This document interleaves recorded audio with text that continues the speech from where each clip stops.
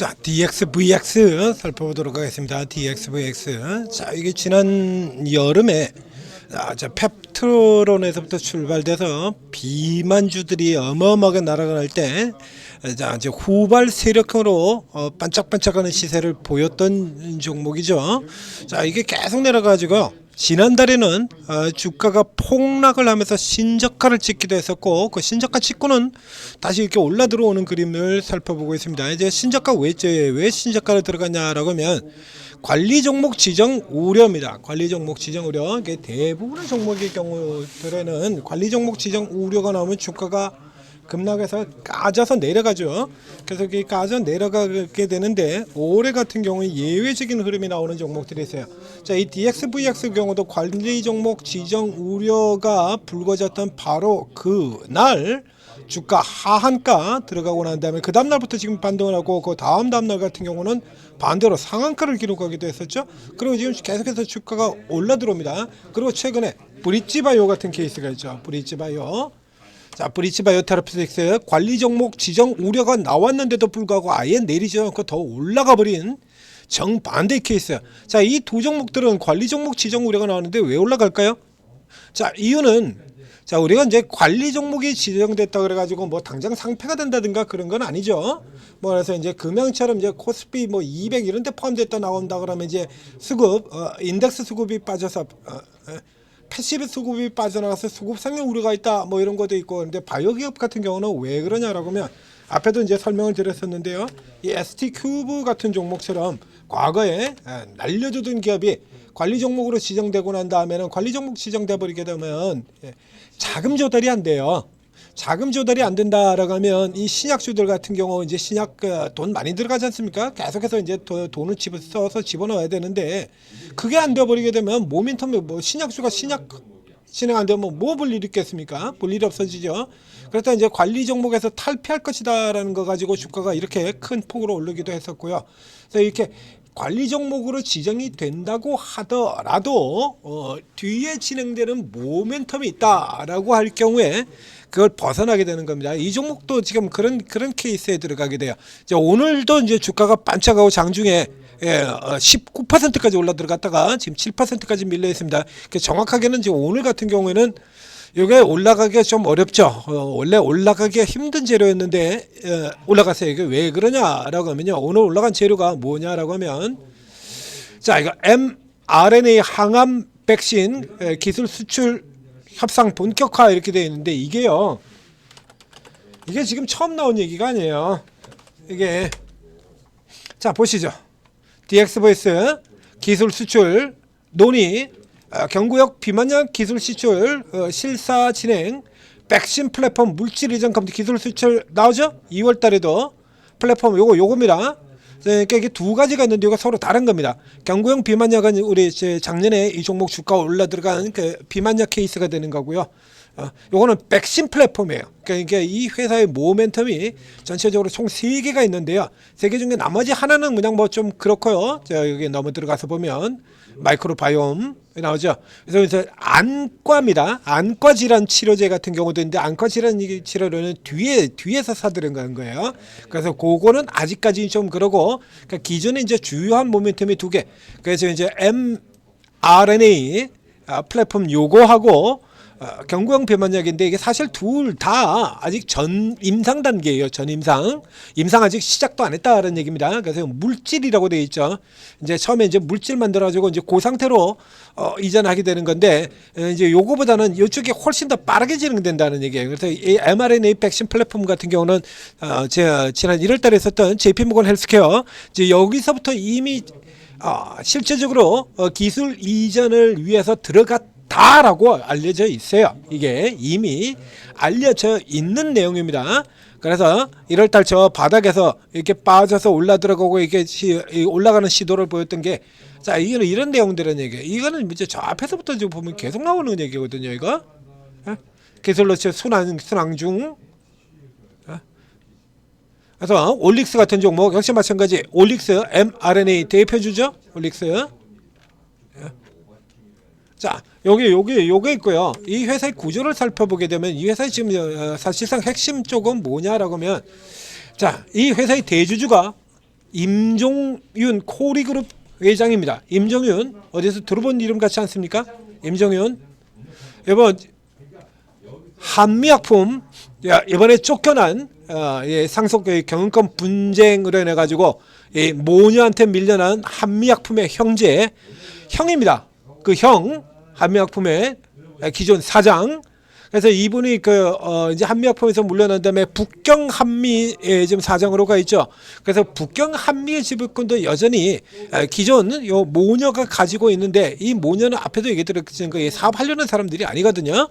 그래서 이제 북경 한미 같은 경우는 그래서 이제 이쪽은 이제 내보내서도 이제 자회사 같은 경우 변방으로 가서 거기서 그거나 맡아서 하고 있어라 이렇게 내드려준 건데, 이것이 이제 앞으로 사실은 어떻게 될지 조금 불안하다라는 얘기예요. 그래서 이제 이 임종윤 회장이라고 하는 이 백이 들어온 거, 이 회의 회사의 전신은 캔서럽입니다. 그러니까 이 예전서부터 아주 강력한 세력주였어요. 이렇게 캔서럽 시절에도 주가가 뭐 세력 어마어마한 세력형 시세 보였었죠. 그러고서는 쭉 내려왔다가 거래 정지돼 가지고 상장 폐지 전까지 뭐 굉장히 오랫동안 멈춰서 있죠. 이렇게 멈춰서 있다가 이 임종윤 회장이 이 회사를 인수해서 들어오면서 이제 살아나와 가지고 거래 재개됐다가, 그리고 지금 다시 또 악화되는 흐름 나오면서 이제 뭐 무리한 투자를 했다 뭐 이런 얘기인데, 임종윤 회장 같은 경우에는 지금 뭐 길이 없죠. 이제 뭐라도 해야 되지 않겠습니까? 그래서 이제 이쪽에다가 이제 집중해서 이 회사를 키울 수밖에 없는데, 이렇게 임종윤 회장의 입지가 어떻게 되느냐에서 달라진다는 얘기예요. 뒤집어서 얘기하면 임종윤 회장이 지금도 주식을 계속해서 사들여 오고 있습니다. 계속해서 지분을 올려 들어가고 있어요. 뉴스 살펴보게 되면 갑식에서도 나오죠. 여기 저희 지분율 올려 들어가고, 그리고 임종윤 회장님 못 사고 있을 때는 그 외에 그 소유하고 있는 회사 있습니다. 여기 임종윤 외 이렇게 나오지 않습니까? 외라고 나오는 거 저 밑에 거리 컴퍼니, 그죠? 임종윤 회장의 회사예요. 그러니까 사실상 임종윤 회장의 개인 회사 같은 셈이 되는 거고요. 그러니까 이번에 이제 여기서 승부를 보겠다라고 하는 거죠. 그래서 이제 임종윤 회장이 저쪽에서 한미 북경 한미 쪽에서 자리를 잘 잡게 된다라고 하면, 관리 지정 종목 지정이 돼도 대주주 백이 있기 때문에 관리 지정목 돼도 다른 종목처럼 관리 종목 지정되면은 뭐 자금 조달이 힘들어가지고 자빠지고 이런 우려가 사실은 없는 종목이 되는 거예요. 이게 이 회사에. 그래서 이게 관리 종목이 지정이 됐다고 내린 것 자체가 이게 내린 게 삑사리는 얘기죠. 자, 관리 종목이 지정됐다고 상폐되는 건 아니거든요.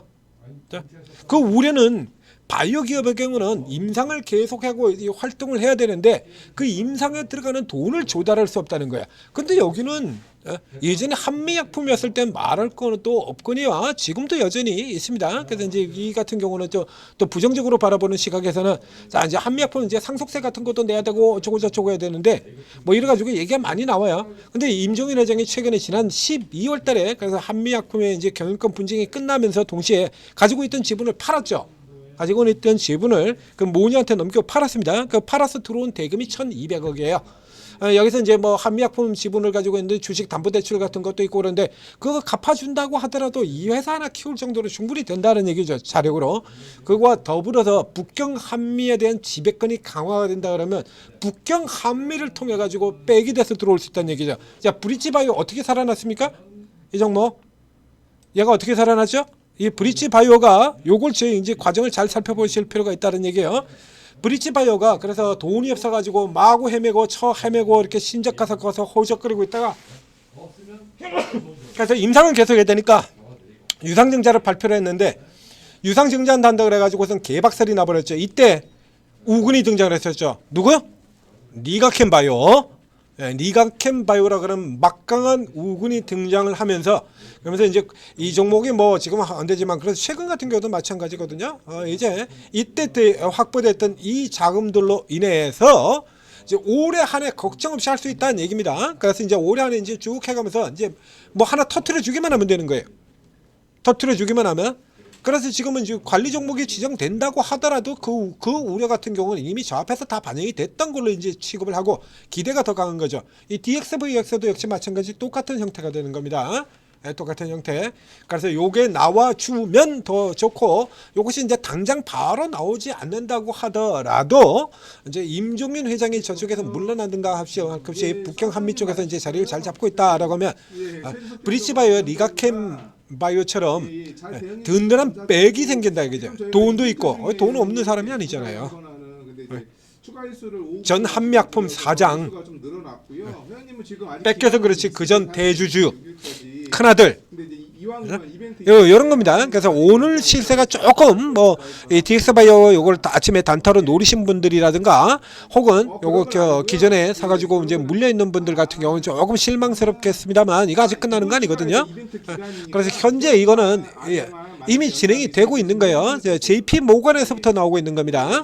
그러니까 오늘 이거 세저르라고 착각하신 분들의 경우 조금 그렇습니다만 저 앞에서부터 지금 계속 진행이 되고 있는 거야. 이미 접촉돼 가지고 논의를 하고 있는 걸로 요거는 정설입니다. 요거는 정설. 이제 나올 수 있다라는 얘기가 되는 거죠. 그 다음에 바로 뒤에 저는 이제 이게 팔고 있는 게 지금 그 하나가 아니에요. 그러다 보니까 이게 참 재밌는 얘기가 이게 상폐셀러브리 시작 바이오 옥석 감별 시기 도래 이래가지고 돌 종목 효에도 이게 들어가 있어요. 이게 관리 종목 지정 우려를 내놨기 때문에 그래서 이 종목 같은 경우 위험하다라고 제넨, DXVX, 올리펙스, 엘켄 나머지들하고 종류가 완전히 다른 겁니다. 관리 종목 지정 우려가지고 덤태기 맞았어요. 그 밑에 비만 치료제 개발 지원 중 가장 기대되는 곳 여기에도 들어가 있습니다. 굉장히 재밌는 회사죠. DXVX 여기도 있어요. 바로 저 한미약품 연기 때문이죠. 이거 여기도 있어요. D&D 파마텍 경구형 여기도 똑같습니다.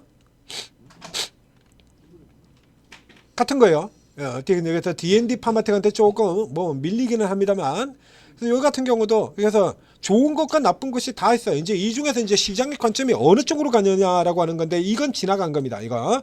요거는 이미 여기서 지나갔어요.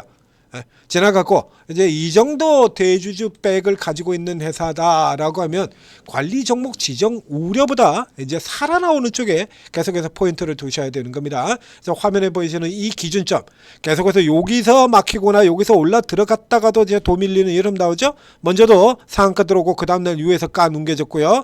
이번에도 접근했다가 위에 넘어갔다가 다시 까 뭉개지고 이건 같은 경우 밑에 그어져 있는 이 라인대죠. 그래서 이제 오늘 기준으로 친다 그러면 21선 비슷한 이제 1678원, 1600원, 1700원 요 정도라면 1700원대 요 정도 저가에서 잡고 노리거나 저가 들어왔을 때 이렇게 띡 달았다 꼬리 달고 들어가는 이런 흐름에서 노려 들어가거나 아니면 이 위쪽 선을 오늘 고가선입니다. 이 오늘 고가 이 라인대를 지금 정확하게 지금 대놓고 그림 그려놓은 셈이거든요.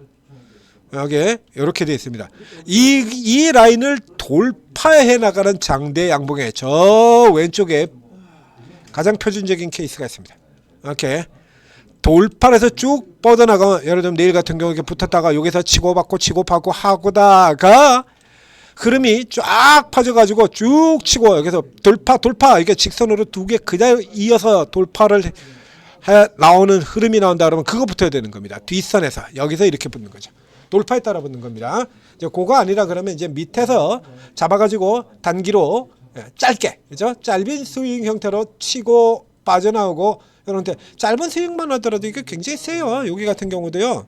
요 흐름들 보게 되면 요 3일간 오른 게 이게 1,590원에서 시작을 해서 3일 후에 2,000원까지 들어갔거든요. 400원이니까 30% 조금 되게 한 25% 정도 이 정도 수익이 납니다. 20% 이렇게 수익이 나요. 여기 같은 경우에서도 잡으면 여기까지 이렇게 톡 들어가면 뭐 한 30% 나온다는 얘기입니다. 이것만 하더라도 단발로 나올 수도 있고요.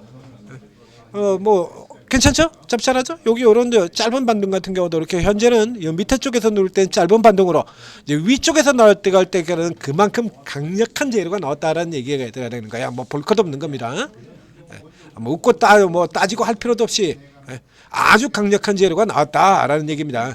자, 북형 한미 임종윤 회장 쪽에서 뭐 세게 쐈다든가 혹은 기술 이전이 나왔다든가 하는 부분들이 나온다는 얘기예요. 이런 경우가 나온다 그러면 뭐 기본 단위가 차치가 틀리죠. 50%입니다. 기본. 자, 이렇게 잡고 살펴보시면 되는 종목 DXV였습니다. 이게 뭐 제약바에서 아주 앞서는 종목은 아니기 때문에요. 싼 맛에 너무 몰두하지는 마시고 다른 종목들도 많지 않습니까? 오늘 온코닉 같은 종목들도 나왔고 온코닉 테라피틱스 상한가까지 온코 크로스도 따라서 올라 들어오고 그리고 저희 종목 분석 올려드린 알리코 제약도 있고 많잖아요. 코롱 티슈즈 보로네이 같은 저 앞쪽 라인에 우량주들도 있고 알테오젠도 있고 뭐 지금 제약바이오 노래 종목들 굉장히 많아요. 때문에 조금 폭 넓게 보시고 걸리면 하고 아니면 만다라고 생각하세요. 그런 뉴스 좀 뒤져보셔야 되는 거고요. 실시간으로 종목들 들어가죠. 오늘 같은 경우 여기도 지금 설명드렸지 않습니까? 알리코 제약도 나왔고 온코도 나왔고요. 자 이런 종목들 넥스트바이오도 역시 마찬가지로 나왔고 자 이런 종목들 실시간으로 추천 나나간다 이거죠. 오르고에서 자 오르고에 들어오시면 이렇게 종목 분석이 나올 때 같은 경우도 이 지금 뭐 DXV 같은 경우도 오전에 사시분들 같은 경우 지금 물려있는 상태 아닙니까?